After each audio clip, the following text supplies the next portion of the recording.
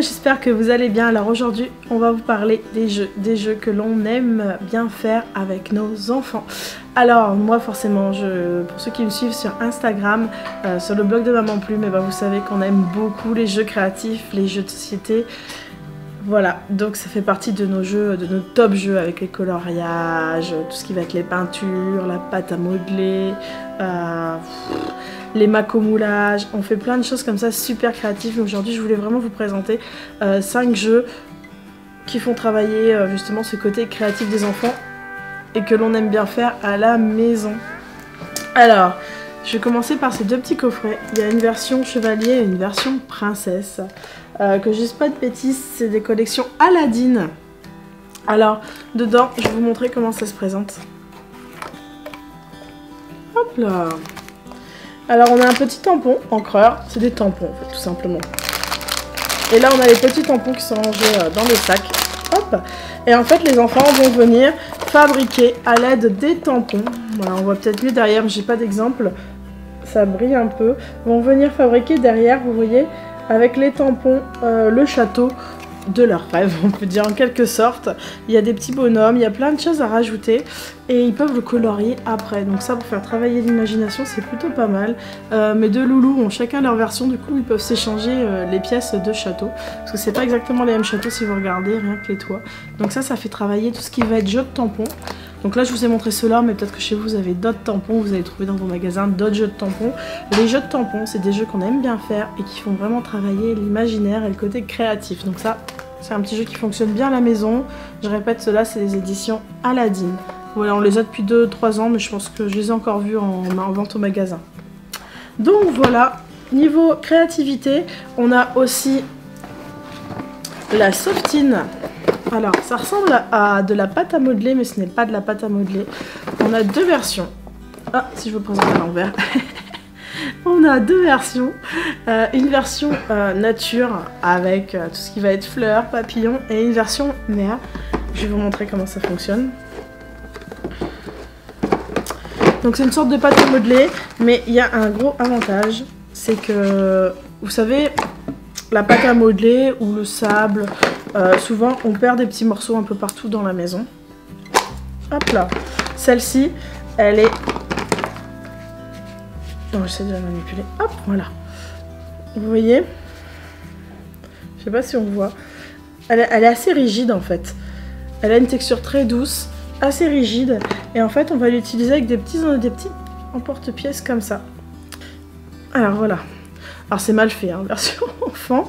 Et en fait, quand l'enfant vient appuyer... Hop, ça sort et regardez comme c'est joli. Voilà, comme ça vous voyez, ça fait des très très jolies formes. Les petits détails sont ancrés dans la pâte. Et le côté rigolo, c'est qu'il y a des pâtes vraiment de toutes les couleurs.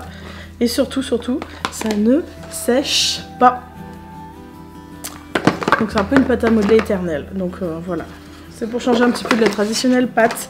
Ça fonctionne bien. C'est accessible dès 3 ans. Et c'est les éditions Santosphère qui font ça. Donc il y a plusieurs versions.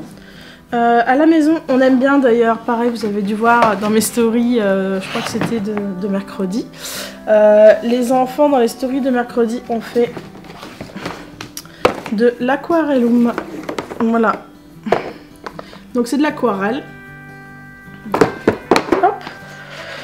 Ils ont des modèles vides, je vais vous montrer les modèles vides en premier. Donc ils ont des modèles vides, comme celui-là, si j'arrive à l'attraper. Donc il n'y a vraiment rien dessus, c'est juste vide. Et en fait, ils vont venir me faire des mélanges de couleurs. Donc là on a du rouge, du jaune, du orange, du bleu, du vert, le pinceau, les petits trous pour faire les mélanges de couleurs. On a aussi un petit... voilà, un espèce de petite pipette et en fait les enfants vont venir prendre en fonction des couleurs qu'ils veulent choisir. Vous voyez, il y a des petites gouttes de ce côté là. Donc par exemple pour faire du bleu foncé il faut une goutte de rose, enfin, un violet foncé, il faut une goutte de rose et une goutte de bleu. Donc l'enfant va venir, enfin un peu faire des expériences sur les couleurs, apprendre les couleurs, prendre une goutte de rose, il va faire tac, il va mettre sa goutte, une goutte de bleu, il va mélanger ses couleurs pour créer, pour faire sa peinture et créer des couleurs à l'infini. Vous voyez le nombre de couleurs?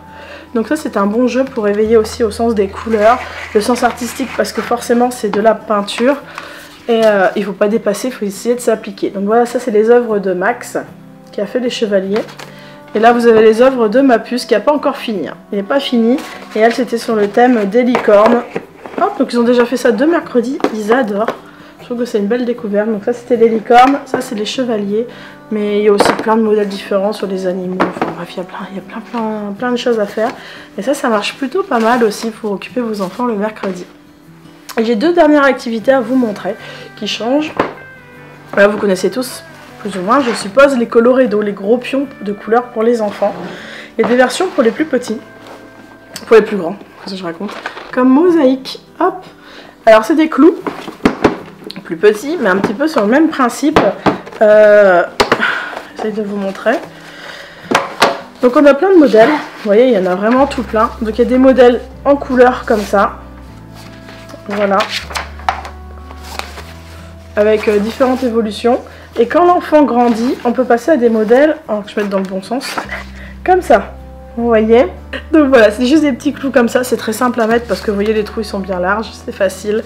Donc ça c'est une petite activité et on a une boîte, je vais vous montrer. Alors n'ayez pas peur, les enfants y ont joué hier et vous voyez c'est un petit peu mélangé mais on a plein de clous, il y a plein de modèles. Et après ils sont libres bien entendu sur la planche de dessiner leur propre modèle. Il y a un autre jeu de clous qui ressemble mais qui n'est pas exactement le même but, c'est de chez Care City. Alors celui-là, moi c'est le jeu de mon enfance. Vous savez, on avait une grille avec des gros et des petits clous. On a une petite grille comme ça. Et en fait, quand on soulève, on a aussi des clous beaucoup plus fins. Et ceux-là, c'est tous ceux qui sont des années 80. Je pense que vous connaissez obligatoirement le jeu des clous. C'est vraiment... Alors, je sais pas comment bien vous montrer. Regardez, c'est vraiment toute notre jeunesse. On avait tous ça en jeu à une certaine époque. Pour justement, exactement comme le reste, venir mettre les clous. Et faire aussi des dessins imaginaires, créer des bonhommes. Et en plus celui-là il est pas mal parce qu'il est livré avec un petit carnet. Et en fait c'est des millions d'idées. Alors du plus simple, plus on avance dans le livre, plus il y a des modèles compliqués. Voilà, je vais avancer encore, vous allez voir il y a encore du plus compliqué. Donc c'est plus simple ou plus compliqué. Hop, il y a vraiment des choses assez poussées à faire. Voilà, j'espère que je vous aurai donné des petites idées pour occuper vos enfants le mercredi de façon artistique, on va dire, créative, imaginaire. N'hésitez pas à nous dire les jeux qui vous plaisent le plus. Si on vous a donné des idées, c'est toujours intéressant pour nous d'avoir vos retours. Et je vous dis à la semaine prochaine pour une nouvelle émission.